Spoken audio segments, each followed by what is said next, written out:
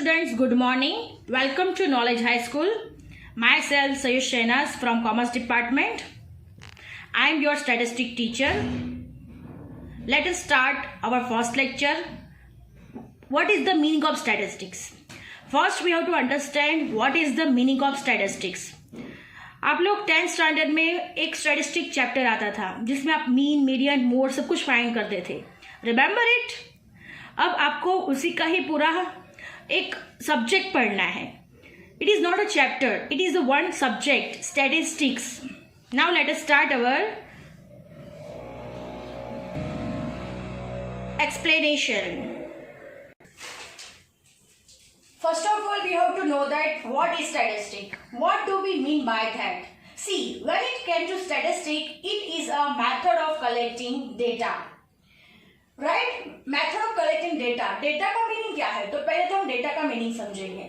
अगर हमें किसी एक कंपनी में जाके कंपनी का डेटा फाइंड करना है, यानी कि कंपनी में कितने वर्कर्स काम कर रहे हैं, कितना प्रोडक्शन होता है, कितना सेलिंग होता है, ये सारी इंफॉर्मेशन चाहिए, तो हम जो इंफॉर्मेशन वहां से कलेक्ट करेंगे उसको क्या बोलेंगे हम लोग? डेटा. अब एक दूसरा एग्जांपल देती हूँ. किसी एक स्कूल के बारे में अगर हमें जानना है, स्कूल के स्टूडेंट्स के बारे में अगर जानना है, तो हम लोग क्या करेंगे? स्कूल में पहले तो जाएंगे, देखेंगे कि कितने स्टैंडर्ड चल रहे हैं, कितने स्टैंडर्ड में कितने बच्चे पढ़ रहे हैं. ये सब जो हम इंफॉर्मेशन कलेक्ट करेंगे उसको क्या बोलेंगे? डेटा.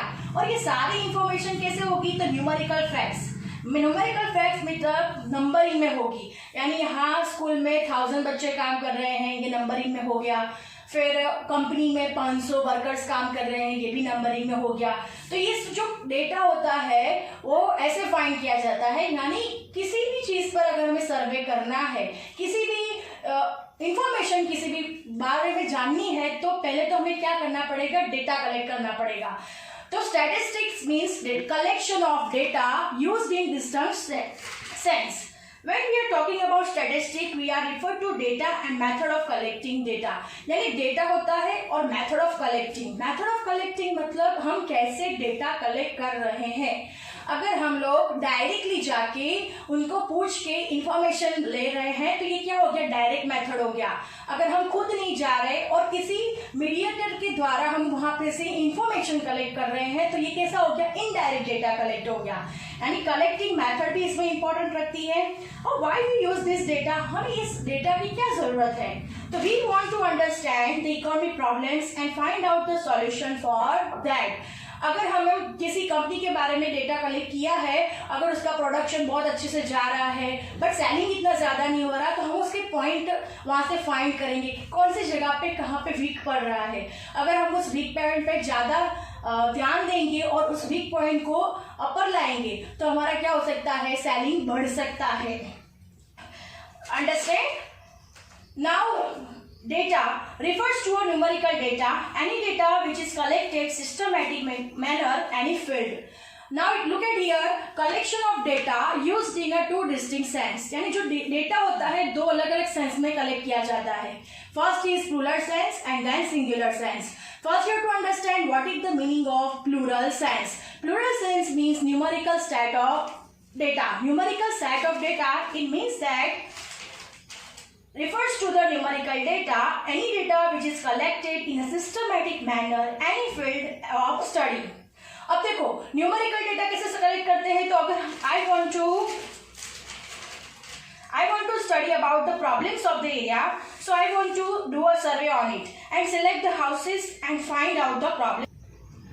अगर मुझे किसी एरिया में से जाके इंफॉर्मेशन कलेक्ट करना है तो पहले तो मैं उस एरिया में देखूंगी कितने हाउसेस है.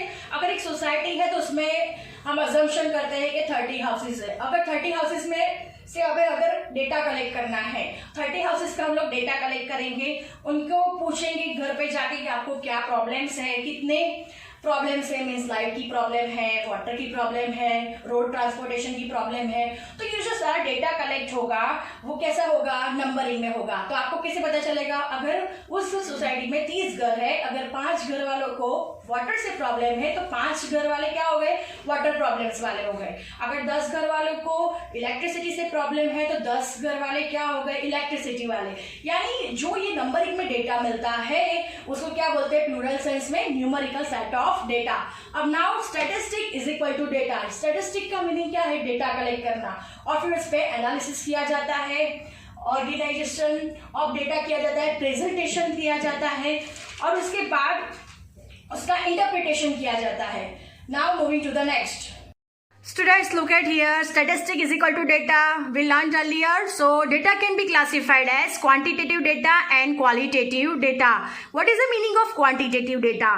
So, whose variables can be expressed in numerical term? It is called quantitative data. यानी जो डेटा हमें नंबरिंग के फॉर्म में मिलता है उसके हम क्या बोलते हैं? Quantitative data. अब देखिए हम लोगों को उसका एग्जांपल मैंने लिखा हुआ है, हाइट, वेट और इनकम। अब हाइट हमें नंबरिंग में मिलेगी। किसी की हाइट कितनी है? तो 5 फीट, 6 फीट। ये हमें कैसे मिलेगा? नंबरिंग में मिलेगा। अगर वेट किसी का जानना हो तो वो भी नंबरिंग में मिलेगा। 50 kg वेट है, 60 kg वेट है। और अगर इनकम भी जाननी है तो वो भी हमें कैसे मिलेगी? नंबरिंग फॉर्म में ही मिलेगी। किसी की इनकम 5,000 है, 10,000 है, राइट। सो क्वांटिटेटिव डेटा कैसा होता है? न्यूमेरिकल टर्म में होता है, यानी वो नंबरिंग में होता है। चलो understand. Now moving to the next, qualitative data. It is the meaning of, it means non-numerical term. It means that data whose variables cannot be measured in numerical terms. यानी जिस डेटा को हम लोग numbering में major नहीं कर सकते उसको क्या बोलते हैं? Qualitative data.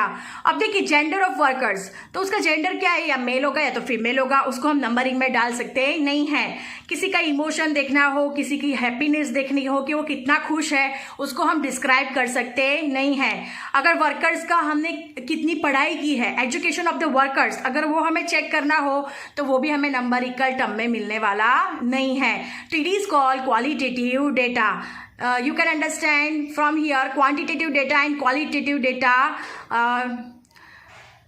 आप लोग समझ गए होंगे कि क्वांटिटेटिव डेटा और क्वालिटेटिव डेटा किसे कहते हैं। चलो understand.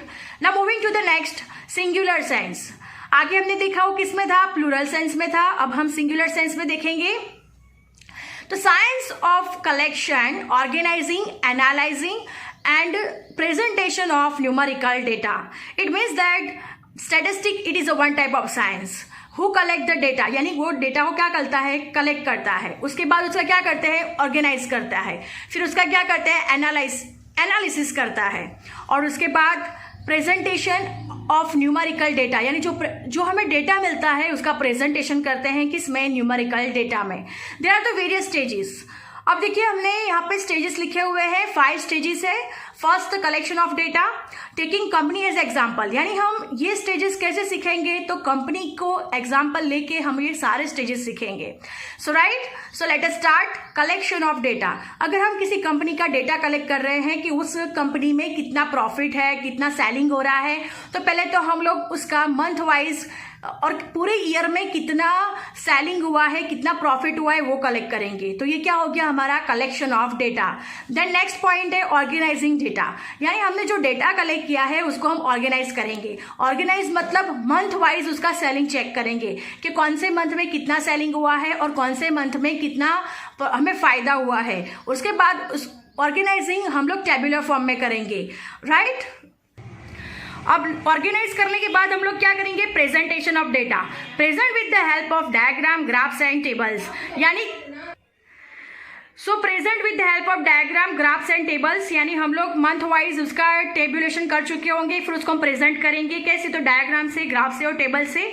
So we have present the data with which we have been collected. Understand, जो हमने कलेक्ट किया है उसको हम प्रेजेंट कर देंगे कि जनवरी में कितना सेलिंग हुआ है, फरवरी में कितना हुआ है, मार्च में कितना हुआ है।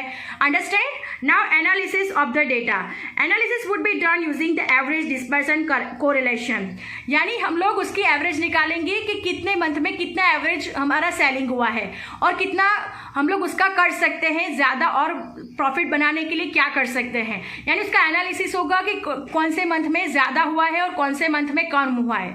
Understand. The last point, interpretation of data, it is the conclusion drawn on the basis of it is the conclusion drawn on the basis of which decision are made. Interpretation मतलब हम लोग जो एनालिसिस किया है कि कौन से month में ज़्यादा हुआ है, कौन से मंथ में कम हुआ है, तो कहाँ पे वीक पॉइंट हो रहा है, तो हम लोगों को उसका इंटरप्रिटेशन करेंगे और हमारा सेलिंग कैसे बढ़ सकता है उस पर हम वर्क करेंगे और उससे डिसीजन लेंगे, यानी इंटरप्रिटेशन ऑफ डेटा होगा। Understand. There are the various stages first of the collection of data, यानी हम डेटा कलेक्ट करेंगे। ऑर्गेनाइजिंग डेटा, यानी हम लोग उस डेटा को क्या करेंगे, ऑर्गेनाइज करेंगे।